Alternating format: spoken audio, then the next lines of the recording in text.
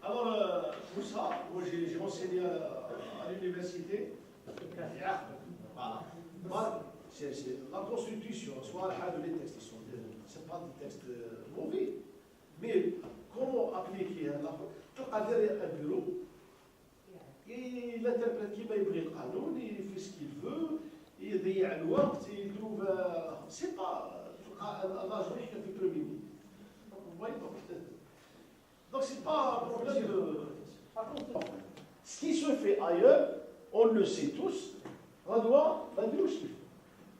voilà, donc c'est pour ça que je répondais toujours à mes étudiants, faites ce qu'on vient de dire et ne faites pas ce qui se passe dehors. Vous allez. Sinon, on mais on est optimiste. À travers les jeunes, moi j'admire bien ce potentiel jeune. Une petite parenthèse qui m'a ado, mais ça ne va pas être le dérapage. Voilà, donc on continue. Comment élaborer un business plan? Alors, comment élaborer un business plan? Établir un plan détaillé, des rubriques à présenter. Quelles sont les rubriques que touche le business plan? Si elle a le sabah, je vais insister, on insiste sur l'aspect financier. Mais l'aspect financier, c'est l'environnement. محبل. كيفاش نفرقوا في المحبل؟ نفرقوا كاع لي دوني برودوي مارشي. Et la situation de l'entreprise, les états financiers, c'est la photographie de l'entreprise. Et quand on étudie les chiffres, on découvre derrière ces chiffres la stratégie de l'entreprise, à tout la bilan qui est un chiffre d'audit. Parce que l'audit, c'est voir, diagnostiquer, c'est voir pourquoi. Parce que je prends un bilan, mais le bilan, vous allez découvrir la vie de l'entreprise à travers le bilan. Et le bilan, il va comme des chiffres. Et vous avez des chiffres. Oh, le bilan, les finances, difficile. Mais derrière les chiffres, il y a l'histoire de l'entreprise.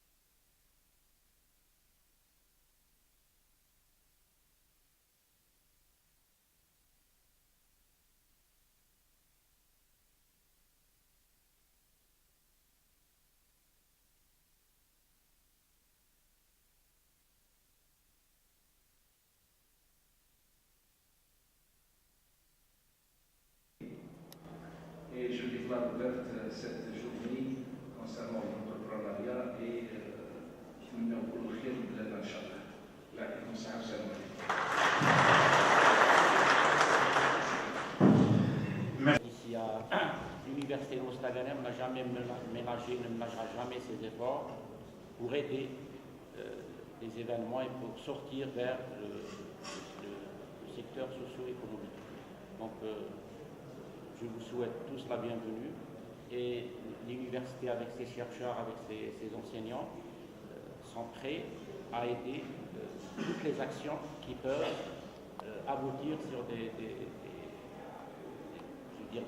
développements concrets des relations entre université et entreprise. Parce que le problème actuellement, c'est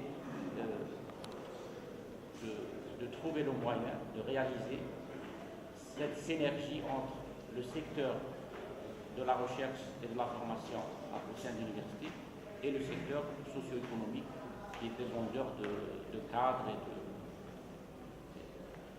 et de professionnalisation dans tous les domaines de la vie. Donc, nous avons beaucoup de conventions avec beaucoup d'entreprises régionales et nationales. Et maintenant, l'étape prochaine de l'université, c'est de s'ouvrir sur le secteur socio-économique pour essayer de jouer un rôle, son rôle dans le développement de la région et du pays. Et je vous remercie et je vous souhaite tous la bienvenue.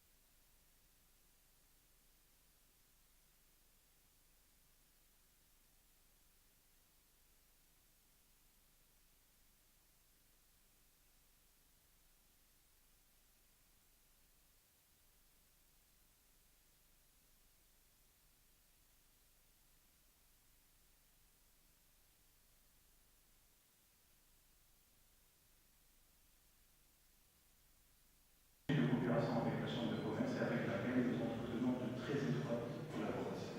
Donc je remercie aussi infiniment Monsieur le recteur de l'Université de Mostaganem pour tout son soutien et toute sa disponibilité.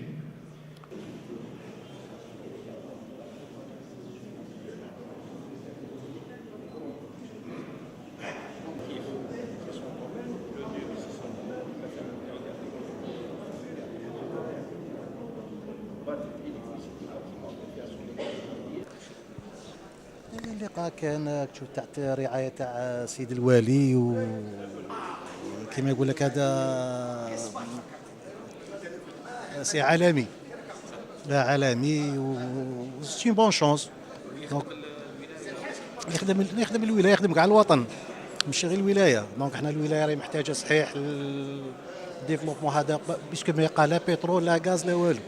دونك سي سا سي لوكازيون باش يكون عندنا دي زونتربريز هكا والشباب هذا يفوت هذو لي زونتربريز وان شاء الله بربي المستقبل يكون ظاهر ان شاء الله بربي. سلموا سعيد. صباح الخير عليكم.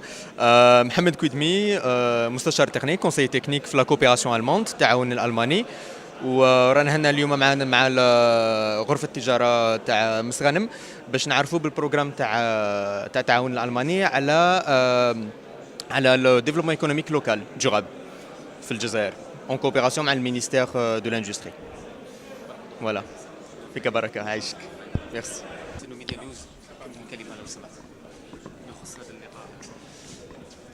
بون اللقاء هذا عنده أهمية كبيرة، هي المؤسساتية كي نتكلم على المؤسسات سي لونتربرونيا، المؤسسة هي أداة لإنجاز، هي أداة للتصنيع، هي الأداة للتكفل بقطاع معين من في الاقتصاد الوطني، وجانب آخر هي مؤسسة اللي توفر عدد معين من مناصب الشغل، وهي كذلك وسيلة تساهم في تطوير وتنمية منطقة معينة أو البلاد يعني كدولة. الدولة وفرت كل الوسائل لتطوير وتنمية هذا المؤسسة. نبدأ بالمؤسسة المصغرة عن طريق لونساج لاكناك ولا لونجام، إلى أكبر يعني المؤسسات أي يعني المستثمرين. الدولة وضعت برنامج كبير فيما يخص المناطق الصناعية، وراهي في الدراسة والدراسات هذه راهي في النهاية نتاعها، وعن طريق كذلك لكالبيريف وين عدد كبير من المستثمرين يعني جزائريين تحصلوا الأراضي وبداوا يعني في البناء يعني المصانع نتاعهم، خاصة مصانع تحويلية ولا مصانع يعني اللي تصنع أدوات ومواد. هذه المصانع كامل الدولة راهي متكفلة بها فيما يخص لا كونسيسيون، فيما يخص الاستفادة من القروض عن طريق البنوك. المطلوب منها هي الإنجاز وتوفير المناصب اللازمة لشبابنا، شباب يعني المتخرج من الجامعات، من المعاهد المختصة ومن مراكز التكوين المهني اللي راهي متواجدة بكثرة عبر التراب الوطني. بهذه الطريقة الوحيدة لكان استطعنا أن نتكفل القطاع الفلاحي عن طريق هذا الجانب، القطاع الصناعي، قطاع السياحة، قطاع استغلال الغابات، قطاع الصيد البحري، وقطاعات يعني السيرفيس يعني المصالح. هذا الشيء كامل راح يكون نظرة جديدة وراح يكون وسيلة جديدة لتنمية وتطوير البلاد. وهذه هي النظرة الشمولية تاع الحكومة اللي راكم تشوفوا السيد الوزير الأول عبر التراب الوطني كل يوم في ولاية، ويسمع المجتمع المدني ويسمع المستثمرين، وراه كل هذه المشاكل وعوائق هنا وهناك راهي ترفع يعني يوميا لتسهيل هذا الأداء وهذا المهمة نتاع المستثمرين الخواص جزائريين أو أجانب. راه كل يوم يعني فيه تحرك كبير إلى الأمام، لأنه المستقبل ما يكون إلا بسواعدنا وإلا بالعمل وإلا بالاستثمار في الجزائر. وشكرا. لا، هو في الحق لقاء هام وهام جدا، حيث أن إذا عرفنا أن التطور في العالم يأتي عن طريق الاقتصاد، فهذا شيء مميز. إذا لا شوم دو كوميرس تاع دو لاندستري دو كوميرس ظهرت تاع مستغانم تنظم هذا اللقاء اللي هو عالمي مدة هذا الأسبوع. فإذا قعدنا محليا، مستغانم تفتقر كثيرا من الانفستيسمون سواء اندستريال سواء كوميرسيال، تجاري او اقتصادي، وبالتالي اللقاء هذا نتمنى يخرج منه توصيات وتوجيهات لكي تطبق في الميدان، وهذا خدمة لمستغانم وكذلك خدمة بصفة عامة للجزائر. أهم تطور وهو يأتي عن طريق الاقتصاد، فالأولوية الأولويات تأتي عن طريق هذا النوع ومن تنظيم هذا النوع من اللقاءات، اللي الكفاءات والأساتذة والباحثين يعطوا الآراء نتاعهم، وبالتالي ما يبقى إلا لا ديسيزيون بوليتيك، القرار السياسي اللي كاين يطبق ميدانيا.